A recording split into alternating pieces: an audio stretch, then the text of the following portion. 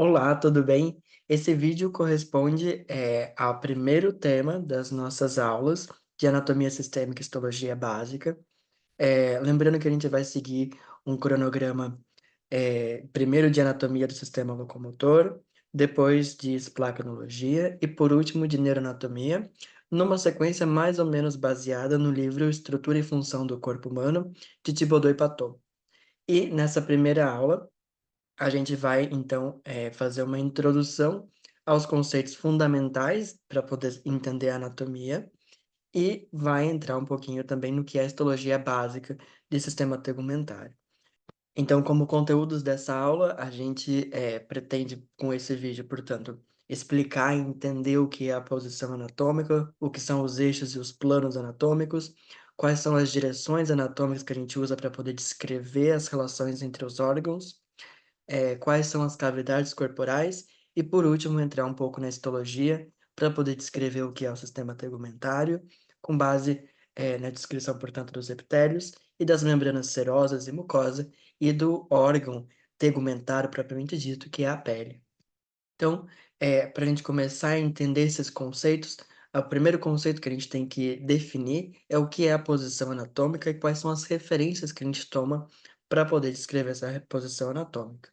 Então, a posição anatômica, ela é uma posição na qual a gente coloca esse corpo humano para a gente poder estandarizar a maneira como a gente vai descrever as relações desse corpo humano, seja dos seus órgãos internos, seja dos seus membros, para que possa ter uma linguagem clara e concisa, para que a gente possa localizar essas estruturas de um corpo humano, propriamente de um corpo humano, ou comparado com outro corpo humano. Então, nessa posição anatômica, a gente define estandarizadamente, ou seja, padronizadamente, que essa posição anatômica vai consistir numa postura ereta, com os braços estendidos ao lado do corpo, as palmas da mão viradas para frente e a cabeça e os pés também orientados para frente. Com essa posição anatômica, portanto, a gente vai tomar de base para poder descrever as relações de todos os órgãos que a gente for falar daqui em diante. Com relação às direções anatômicas. As direções anatômicas são termos também estandarizados, é dizer, também padronizados, que a gente usa para poder descrever as relações entre essas estruturas anatômicas e entre os órgãos. Então, quando a gente diz, por exemplo, que o ombro ele é mais proximal do que o cotovelo, o que que isso significa? Significa que o ombro ele está mais próximo da linha média do corpo do que o cotovelo. De igual maneira, a mão é mais distal do que o cotovelo, justamente porque a mão se encontra mais longe do corpo humano, certo? Do eixo central do corpo humano, quando comparado com o cotovelo. E outros termos que a gente vai usar também para fazer essa descrição das estruturas anatômicas vão ser os termos superior e inferior, ou também, como sinônimos podem ser usados cranial e caudal, para fazer referência a estruturas que são mais superiores e mais inferiores, os termos anterior e posterior para descrever estruturas que são localizadas a nível anterior do corpo humano ou a nível posterior. Por exemplo, dizer que a coluna dorsal ela é uma estrutura óssea localizada a nível posterior do corpo humano, enquanto que o externo, por exemplo, é um osso anterior do tórax. Outros dois termos que a gente vai utilizar também para poder descrever as relações anatômicas vão ser os termos medial e lateral, que fazem referência, portanto, também à proximidade que as estruturas a qual a gente vai descrever estão com relação à linha média do corpo. Então, aqui, por exemplo, ele indica o dedão do pé como uma estrutura medial, enquanto que a perna ele descreve como uma estrutura lateral, certo? Proximal e distal, como a gente havia descrito anteriormente, fazem referência à proximidade com o eixo central do corpo e eles vão ser utilizados para descrever principalmente as estruturas apendiculares, é dizer, os membros superiores e inferiores. Os termos superficial e profunda vão fazer referência à profundidade que essa estrutura apresenta com relação à superfície do corpo humano. Então, por exemplo, a gente pode dizer que o pâncreas ele é uma estrutura mais profunda do que o esôfago e o cólon transverso. E, por fim, os termos esquerdo e direito, que vão fazer referência às estruturas pares, que vão ser, portanto, uma estrutura direita e uma estrutura esquerda, como são os rins, por exemplo, um rim esquerdo e um rim direito. Um segundo conceito que a gente tem que ter fundamentalmente fixado na nossa cabeça vão ser os termos relacionados aos planos anatômicos. Planos anatômicos nada mais são do que cortes que a gente vai fazer no corpo humano, em diferentes posições, certo? De diferentes maneiras para poder dividir esse corpo humano. Então, são três os planos anatômicos, sendo eles o sagital, o frontal e o transversal, e eles são fundamentalmente importantes para a gente poder entender posteriormente como interpretar, por exemplo, um exame de imagem. Então, quando a gente vê uma tomografia, quando a gente vê um raio-x, a gente tem que saber em qual plano a gente está observando esse corpo humano para a gente poder entender o que é que a gente está vendo, quais são as estruturas que estamos vendo, se elas estão normais ou não. Então, o primeiro plano que a gente vai descrever é o plano sagital. Ele é um plano que passa de anterior a posterior e que divide o corpo em duas metades, uma metade direita e uma metade esquerda. O segundo plano que a gente vai descrever é o plano frontal. Ele é um plano que passa na lateral do corpo humano e que vai dividir o corpo humano em duas regiões, sendo uma região anterior e uma região posterior. E por último, o plano horizontal ou plano transverso, ele é um plano que corta o corpo humano em duas regiões, sendo uma superior e uma inferior. E um terceiro conceito que a gente tem que ter bem claro é o conceito relacionado aos eixos anatômicos. Eixos anatômicos são linhas que passam perpendiculares a esses planos que a gente acabou de descrever. Também são três eixos anatômicos, cada um perpendicular a um plano. Esses eixos anatômicos, eles servem para a gente poder descrever, por exemplo, um movimento. Cada movimento, cada tipo de movimento vai ser realizado através de um desses eixos anatômicos. Então, o eixo antero-posterior, ele é um eixo que atravessa uma articulação de anterior a posterior, e que vai ser perpendicular ao plano frontal. Nesse eixo antero-posterior, a gente vai descrever os movimentos de abdução e adução, que são os movimentos, por exemplo, de levantar ou abaixar o braço na articulação do ombro. O segundo eixo que a gente tem que descrever é o eixo transversal, ou também chamado de eixo látero-lateral, porque ele atravessa uma articulação literalmente de um lado ao outro. Esse eixo é perpendicular ao plano sagital e nesse eixo a gente vai descrever os movimentos, a gente vai, melhor, realizar os movimentos de flexão e extensão. Então, por exemplo, trazer o braço para frente ou levar o braço para trás. E um terceiro eixo que a gente tem que descrever é o eixo vertical, ou também chamado de eixo crânio-caudal, porque ele atravessa uma articulação de superior a inferior e esse eixo é perpendicular ao plano horizontal e através dele a gente realiza os movimentos de rotação interna e externa, por exemplo, quando a gente roda o braço para frente ou para trás, mantendo esse braço orientado para baixo. Nessa representação esquemática, a gente consegue observar, portanto, os planos anatômicos sendo atravessados perpendicularmente por esses eixos que correspondem a cada um desses planos. Então, aqui a gente tem o plano sagital sendo atravessado pelo eixo látero-lateral. Aqui a gente tem o plano frontal sendo atravessado pelo eixo antero-posterior. E aqui a gente tem o plano horizontal sendo atravessado pelo eixo longitudinal. Um outro conceito que a gente tem que ter bem claro é o que são as regiões anatômicas. As regiões anatômicas são áreas maiores, ou seja, áreas mais amplas do corpo humano, e que estão descritas por palavras específicas. Então, quando a gente diz, por exemplo, a região abdominal, a gente faz referência a toda essa área que está localizada inferior ao diafragma e superior às crestas ilíacas, por exemplo, e que vai consistir, portanto, na região da barriga. Um outro exemplo é quando a gente diz região cranial, que vai fazer referência a toda a região do crânio, ou região cervical, quando a gente diz do pescoço. Outros exemplos estão bem descritos aqui, como região maxilar, quando a gente faz referência à axila, região bucal, quando a gente se refere à boca, região carpiana, quando a gente faz referência à região do punho, e vários outros termos que temos que ter bem claros, o que é que eles significam. Ainda nesse módulo introdutório, a gente tem que saber descrever as cavidades corporais. Cavidades corporais nada mais são do que espaços internos que alojam órgãos no nosso corpo. Eles servem, portanto, para dar espaço para esses órgãos, para que eles possam estar ali funcionantes, né? E que eles possam estar protegidos e também que eles possam estar fixos nessas regiões. E as cavidades que a gente tem no corpo humano vão se agrupar em cavidades ventrais, é dizer, cavidades localizadas na região anterior do corpo, e cavidades dorsais, que são localizadas na região posterior do corpo. As cavidades ventrais são três, sendo elas a cavidade torácica, a cavidade abdominal e a cavidade pélvica. Como não existe um limite claro entre a cavidade abdominal e a cavidade pélvica, essa região toda pode ser descrita como cavidade abdominopélvica. E na região da cavidade torácica, existem duas sub-regiões denominadas de cavidade pleural, onde estão circunscritos as regiões localizadas dos pulmões, e a região mais central, onde se localiza o coração, que se denomina cavidade mediastínica ou puramente mediastino.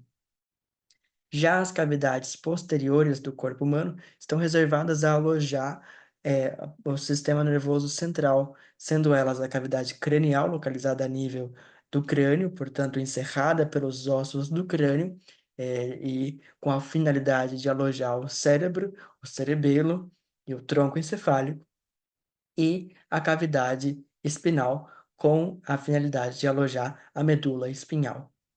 Então, passando por essa descrição introdutória dos termos relacionados à anatomia, a gente entra agora no que é o sistema tegumentário, enfocado mais numa visão puramente histológica. O sistema tegumentário consiste num conjunto de órgãos que tem por finalidade revestir as superfícies internas e externas do corpo humano. Lembre-se que a superfície externa do corpo humano corresponde à pele e as superfícies internas do corpo humano correspondem a essas superfícies deixadas pelas cavidades internas do corpo. E essas cavidades internas do corpo podem ser cavidades abertas quando elas se comunicam com o meio externo, como são exemplos o trato digestivo e o trato respiratório, e as cavidades internas fechadas, que são aquelas que não se comunicam com o meio externo, como são as cavidades torácicas, ou seja, a cavidade pleural e a cavidade mediastínica, e as cavidades abdominal e cavidade pélvica. Então, essas estruturas que revestem essas cavidades, essas superfícies, vão ser chamadas de membranas. Então, essas membranas, elas podem ser de tipo epitelial, quando esse tecido que reveste essa cavidade é um tecido epitelial, é dizer, um epitélio, ou pode ser uma membrana de tecido conectivo, quando esse tecido ele é escasso em células e rico em matéria extracelular. Esse tecido conectivo vai aparecer em membranas do tipo sinovial e nas membranas das bolsas articulares, que servem, portanto, para dar suporte ao funcionamento muscular. Já as membranas epiteliais se dividem em membrana cutânea, serosa e mucosa, sendo a membrana cutânea correspondente ao tegumento propriamente dito, é dizer, a pele, as membranas serosas, aquelas que encerram ou que recobrem as cavidades internas fechadas do corpo humano, e as membranas epiteliais mucosas, aquelas que revestem as cavidades internas abertas do corpo humano. Então, para que a gente se lembre de como é a base histológica disso que a gente está falando, a gente tem que lembrar que na histologia existem quatro tecidos básicos do corpo humano, que vão ser o tecido epitelial, o tecido conjuntivo, o tecido muscular e o tecido nervoso. E esse tecido epitelial que a gente está citando, portanto, que faz parte dessas membranas epiteliais, mucosas, serosa e cutânea, ele é um tecido avascular, que, ou seja, apresenta uma escassa vascularização apenas na sua porção basal, enquanto que a sua porção mais apical é completamente avascular, que as suas células apresentam polaridade morfológica e funcional, que ele é um tecido com muitas células e essas células são justapostas e com escassa matriz extracelular, é dizer, é uma célula muito unida à outra, que essa superfície basal desse tecido epitelial se apoia numa membrana denominada membrana basal, que é uma membrana rica em fibras, como o colágeno tipo 4, laminina e outras fibras, e que esse tecido epitelial ele se classifica em tecido epitelial de revestimento e tecido epitelial glandular. Para além disso, esses tecidos epiteliais, a gente pode classificar eles com base na forma das células, que podem adotar uma conformação plana, cúbica, cilíndrica ou polimorfa. A gente também pode classificar com base ao número de capas que esse tecido apresenta, podendo ser classificado em simples, quando apresenta somente uma capa de células, em estratificado, quando apresenta múltiplas capas de células, ou pseudoestratificado, quando ele aparenta apresentar múltiplas capas de células, mas que quando a gente observa a nível microscópico, essas camadas de células, elas são interrompidas, elas não são camadas verdadeiras e por isso é o termo pseudoestratificado. Além disso, esse tecido epitelial pode apresentar especializações apicais, como cílios, cuja função é fazer a movimentação do conteúdo luminal, estereocílios com a função absortiva, presente, por exemplo, nos túbulos seminíferos do testículo, as microvilosidades, que são especializações também de absorção, presentes na mucosa intestinal, com a finalidade de aumentar a área de absorção desse conteúdo luminal por esse epitélio que está presente na mucosa intestinal. E, por fim, a queratinização, que corresponde à presença de queratina, que é uma proteína impermeável, que vai estar presente, portanto, a nível do tegumento propriamente dito, é dizer, a nível da pele. Essa queratina tem a função, portanto, de criar uma barreira impermeável nesse tegumento para impedir a desidratação da pele.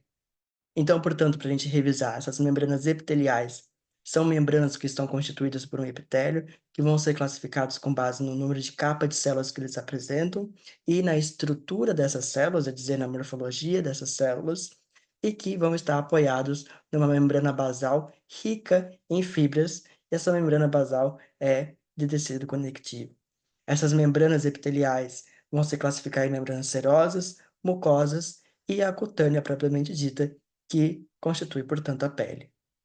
Com relação às membranas epiteliais serosas, elas têm a finalidade de revestir as cavidades internas fechadas, que, portanto, não apresentam contato com o meio externo. São as cavidades, portanto, pleural, mediastínica, abdominopélvica.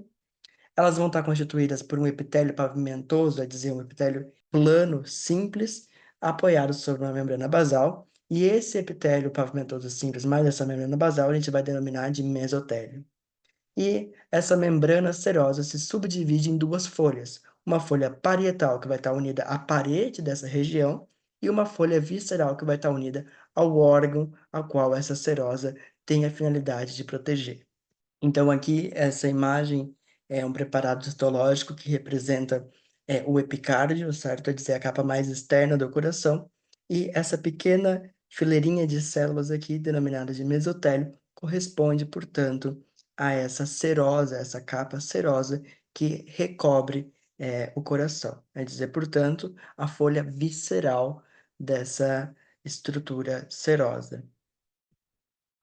Já as membranas epiteliais mucosas vão revestir as cavidades internas que têm contato com o meio externo, é dizer, as cavidades internas abertas ao meio externo, como vão ser o trato respiratório e o trato digestivo.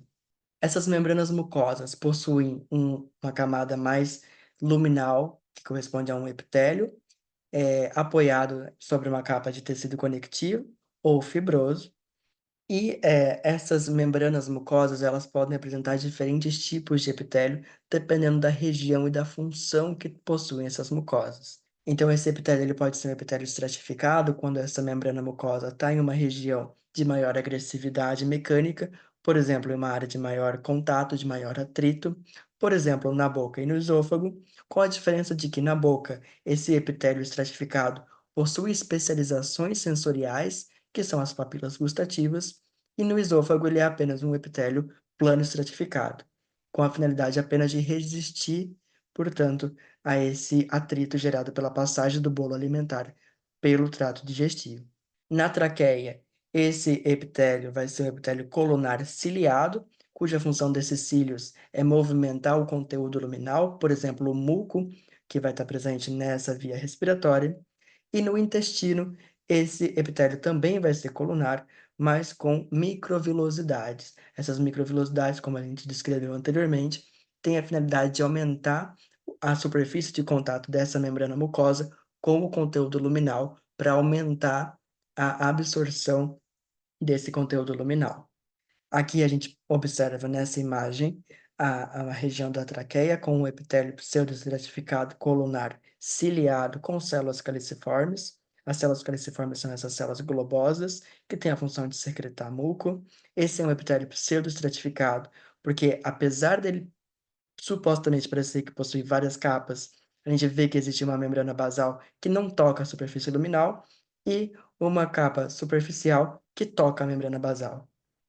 A gente também observa nessa região a presença de cílios com a finalidade de mobilizar o conteúdo luminal e aqui uma capa subepitelial, né, propriamente dito, que corresponde a tecido conectivo. Essa segunda imagem corresponde a um preparado histológico intestinal, na qual a gente observa a presença de múltiplas glândulas nesse intestino, com a finalidade, portanto, de umedecer o bolo alimentar que passa por esse intestino e diminuir o atrito. Aqui a gente não consegue observar claramente o epitélio, mas, como a gente descreveu anteriormente, corresponde a um epitélio colunar com microvilosidades. E essa terceira imagem corresponde a um epitélio denominado epitélio polimorfo epitélio de transição, ou também ureotélio, que são epitélios mais específicos presentes no trato urinário. Essa imagem corresponde a uma bexiga urinária. E essas células em forma de raquete, em forma globosa, brancas, correspondem a esse epitélio dessa membrana epitelial. E por último, que a gente tem que descrever é a pele. A pele corresponde ao maior órgão do corpo humano, que vai ter várias funções, sendo a principal função a resistência mecânica, de dar integridade para as estruturas internas do corpo humano, de ser uma barreira física para impedir que partículas entrem no nosso corpo e também para impedir que partículas saiam do nosso corpo. Também vai conferir proteção imunológica e manutenção da temperatura corporal e síntese de vitamina D. A pele vai estar constituída por três capas, que vão ser a epiderme, a mais superficial, a derme, que a sua vez está subdividida em uma derme papilar e uma derme reticular, e uma capa mais profunda de tecido gorduroso, que vai ser a hipoderme. Desde um ponto de vista histológico, a pele vai apresentar um epitélio plano, estratificado, queratinizado e com glândulas, e também com a presença de anexos cutâneos, como são as unhas, os pelos e os receptores sensoriais. Esse preparado histológico foi obtido do Histology Guide e ele corresponde, portanto, a uma região da pele. Então, toda essa capa externa corresponde à capa de queratina. Tudo isso é a queratina que forma essa barreira impermeável superficial da pele. Todo esse extrato roxo corresponde à epiderme, certo? Que, portanto, corresponde ao próprio epitélio, propriamente dito, que é um epitélio estratificado, queratinizado, como a gente vê a queratina aqui em cima. Aqui a gente pode observar já a região da derme, certo? Toda essa região de tecido conectivo com menos células, certo? Tudo que a gente observa mais rosa são fibras e esses pequenos pontos azuis, roxos, né? São núcleos celulares, então a gente pode observar que possui bem menos células quando comparado com essa capa.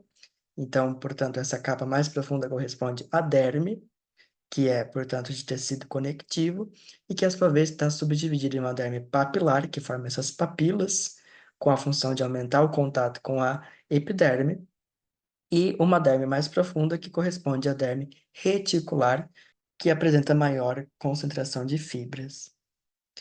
A nível da derme papilar, a gente vai ter a presença de corpúsculos sensoriais, como a gente pode observar nessa imagem.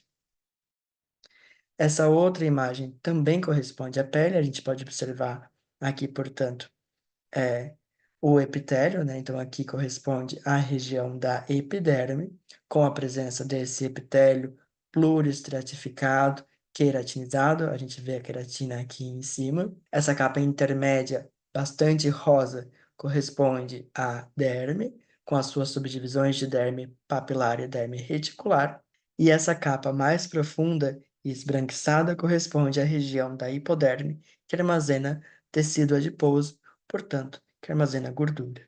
E aqui essas estruturas tubulares presentes na derme correspondem a glândulas sudoríparas. Esses outros dois preparados histológicos também correspondem à pele. Aqui a gente também pode observar, portanto, essa capa mais externa que corresponde à epiderme, com epitélio estratificado, queratinizado e plano. E essa capa rosa intermédia, que corresponde à derme, com a derme papilar e a derme reticular. Na derme, a gente observa a presença de glândulas sudoríparas e glândulas sebáceas, e nessa região mais profunda, essa capa mais esbranquiçada, corresponde à hipoderme, com a presença de tecido adiposo. Aqui a gente observa um vaso sanguíneo e na derme a gente observa, portanto, essas glândulas. Nessa imagem da direita, a gente observa com maior detalhe essas glândulas presentes na derme, sendo duas categorias de glândulas muito importantes, que vão ser as glândulas sudoríparas, que correspondem a essas glândulas tubulares, e as glândulas sebáceas, que são essas glândulas saculiformes presentes também na derme.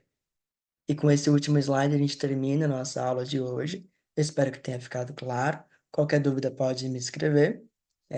E nos vemos na próxima, então.